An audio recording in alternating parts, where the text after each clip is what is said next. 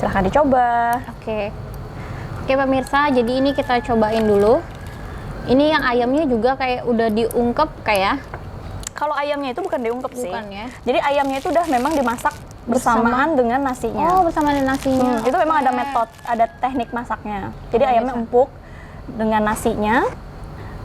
Jadi walaupun dia tidak diungkep kayak biasa kita di Indonesia kan untuk bikin ini lebih mudah ya Kak ya, ketika udah mudah masaknya lagi, jadi itu diungkep biasanya. Kalau ini nggak perlu nih pemirsa, jadi udah langsung pakai nasinya.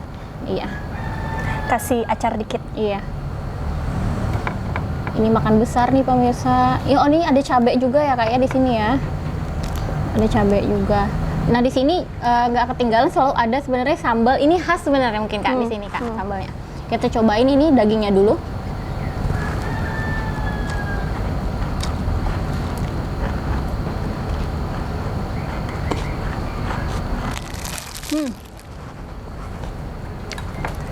Kalau untuk daging ayam sendiri memang dipilih bagian paha ya kayak? Enggak sih. Enggak. Ada Jadi dada bebas. juga, ada sayap gitu. Kalau yang kambing itu kita pakai lamb chop, pakai rusuk kambing. Jadi pemirsa, ini untuk daging ayam sendiri tuh bumbunya tuh meresap Kak langsung ke dalam. Jadi ketika kalian makan pun sebenarnya tanpa sambal, tanpa ini tadi salad atau tanpa nasi itu udah enak sebenarnya Kak ya. Jadi kita cobain nasinya nih. Di nasinya ada ini kayak kismis. Jadi Ciri ini khasnya? kismis, ciri khasnya emang seperti itu. Kita cobain.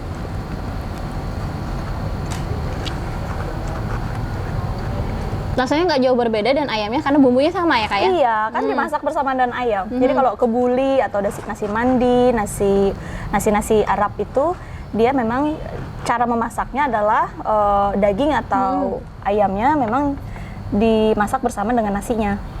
Gitu. Kita cobain ini saladnya. Jadi bukan terpisah. Bukan terpisah. Kalau orang sini kan bikin nasi uduk atau nasi kuning kan terpisah antara lauk dengan nasinya. Nah, tapi kalau masakan Arab atau masakan Timur Tengah itu biasanya dagingnya atau lauk-lauknya itu dimasak bersama dengan nasinya. Jadi dia akan bumbu-bumbunya akan sama rasanya dengan nasinya, akan terserap sama. Ya, jadi akan menyerap. Bener-bener enak, mau kalian mau pakai nasi aja atau pakai ikan, pakai ayamnya bisa, sudah ada bumbunya semuanya, jadi enak. Nah jadi Kak, kan ketika membuka Felicita sendiri di salah nih pemirsa, Felicita sendiri itu tadi ada kendala-kendala ya Kak ya. Nah untuk Kakak semangat ketika mengatasi kendala-kendala itu Kak, mungkin bisa berbagi ke pemirsa yang sekarang pengen menjajal ke dunia kuliner atau pengen jadi entrepreneur gitu loh Kak. Kalau kita berbisnis kuliner itu kuncinya kita harus suka dulu, harus passion ya, punya kecintaan terhadap kuliner. Karena memang ketika kendala-kendala itu terjadi atau kesulitan-kesulitan terjadi, ketika kita tahu tujuan kita membuka usaha itu atas dasar kita suka, terus juga punya tujuan tentunya untuk kebahagiaan orang-orang yang terlibat di sini dan juga customer yang datang, itu semua kendala itu kayak nggak ada artinya gitu. Dan juga yang paling penting adalah teamwork, kerja sama tim. Aku punya partner 2 orang, jadi kita bertiga. Kita selalu bicarakan jika ada problem, masalah, segala macam, kita cari jalan keluar bersama. Begitu juga dengan tim kerja. Tim kerja juga kan kita ada 15-20 orang ya yang bekerja di sini. Itu kita juga atur bagaimana operasional maupun hal-hal teknis itu bisa berjalan lancar seperti itu. Itu tentunya nggak lepas dari peranan tim.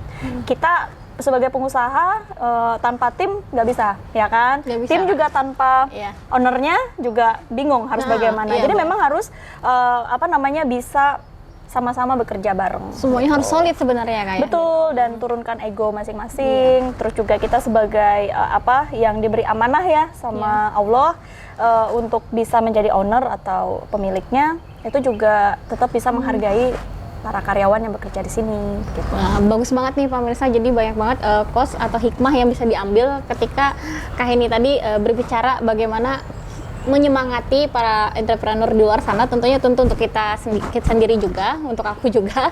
Nah Kak, kalau untuk kedepannya Kakak ada lagi nggak untuk merambah dunia kuliner, mungkin tidak hanya di kota cantik Palangkaraya, tapi pengen keluar kota atau bagaimana gitu? Iya, sebenarnya sih memang sebelum pandemi terjadi kita sudah ada rencana-rencana untuk membuka outlet-outlet lain. Seperti misalnya kayak coffee shop, kita sudah ada buka satu. Sebenarnya sudah ada banyak permintaan dari calon franchiser, tapi karena pandemi kita cooling down dulu, gitu kan. Kita benahi dulu semuanya persiapannya. Kalau aku sih nggak akan jauh-jauh dari dunia perkulineran. Sebenarnya yang sekarang aku sedang kerjakan, aku sedang merintis satu usaha baru di bidang perikanan. Jadi nanti tentu kan kalau sekarang kita apa ya istilahnya ya, restoran ya. Iya, restoran. Nah, ini aku lagi merambah di dunia suplai ikan. Suplai ikan. Ya, baik untuk domestik maupun untuk ekspor. Waduh, bagus banget nih pemirsa. Jadi Kakak Hen ini dalam usia muda tuh benar-benar banyak banget wawasannya dan bahasanya tuh gebrakan-gebrakan. Jadi yang bisa kita patut contohi nih pemirsa. Nah, kalau untuk Felicita sendiri, apakah kakak hanya ingin membuka di sini aja atau pengen juga keluar selain yang usaha kayak coffee shop tadi mungkin? Iya. Kalau Felicita memang kita punya mimpi, jadi tidak hanya terbatas pada produk jadi kuliner seperti ini, kita juga sedang mengembangkan beberapa konsep baru seperti suplai bahan-bahan organiknya. Oke. Ya, tapi yang lokal, yang asli Kalimantan seperti teh bawang Dayak, terus ada apa namanya nanti ke depan produk-produk lain yang menarik. Produk-produk lainnya ya Kak ya. Oke, jadi di depan tuh tadi juga Kak ada beberapa kayak bukan hiasan sebenarnya pemirsa, itu kayak titipan-titipan mungkin kayak ada produk-produk untuk UMKM. UMKM ya Kak. Jadi mendukung juga nih Kak untuk pastinya kita mendukung teman-teman UMKM yang ingin titip produk konsinyasi, itu bisa, kita welcome. Bisa banget. Oh iya, nanti kalau lebaran suka kasih hampers kan ya? Iya, benar Nah, di banget. Felicita kita suka ada hampers. Kita bikin hampers kue-kue kering atau apa aja yang mau dimasukkan dalam hampers, kita bisa pokoknya atur. semuanya ya Kak ya. Jadi untuk saling berbagi di saat Hari Raya Idul Fitri ya Kak ya. Betul. Oke. Jadi pemirsa, selain kalian kesini misalnya ingin menikmati makanan yang ada atau pengen beli kue-kue, kalian bisa juga beli yang ada di depan tadi ya Kak ya. Jadi itu kita sebenarnya sama-sama membantu usaha UMKM tentunya. Betul. Ya, Kak, ya. Oke. Betul. Nah Kak, karena kita tadi sudah cicip-cicip makanan, jadi mungkin ada nih saran untuk Kakak bagi teman-teman atau pemirsa di luar sana mungkin yang ingin menjajal usaha kuliner tadi, selain dia harus punya semangat dan visi misi tadi. Jadi ketika kan, karena apalagi di musim pandemi ini kan biasanya untuk modal terkendalanya biasanya seperti itu Kak. Iya, justru sebenarnya usaha kuliner itu di saat pandemi, kalau aku lihat dari data ya, itu cukup meningkat. Iya, jadi banyak tumbuh UMKM baru, bisnis rumahan yang kemudian bisa jual produk-produknya secara online. Dan itu menarik tuh sebenarnya. Jadi teman-teman yang punya minat di kuliner jangan menyerah ya. Nggak mesti harus besar dulu, bisa start dari rumah. Jadi kayak home cooking, home product gitu ya, homemade product. Terus yang penting juga adalah menjaga kualitas dan juga dasarnya apa? Dasarnya adalah kebersihan, hygiene. Hygiene itu nomor satu yang memang perlu dipikirkan.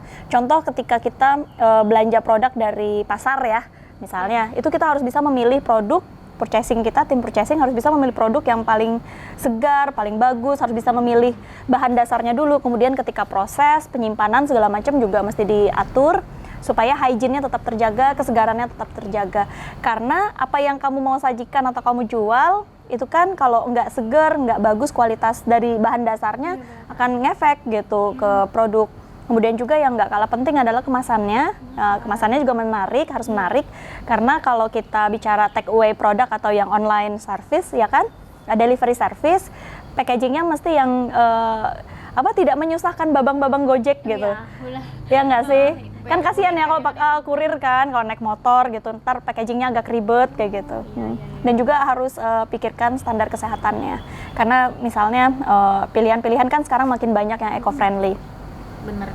Nah jadi pemirsa tadi dari Kak Heni kita juga bisa belajar ketika kalian ingin buka usaha, yang penting pertama tuh niat dulu. Benar. Kedua tuh kalian bisa mulai dari rumah sebenarnya usahanya ya. Ya, dan nanti bisa dievaluasi terus. Kemudian cash flow keuangan harus dipisah antara uang jajan antara uang pribadi ya dengan usaha. Dipisah. Betul, harus dipisah. Dan juga harus bisa mulai menghargai waktu kerja.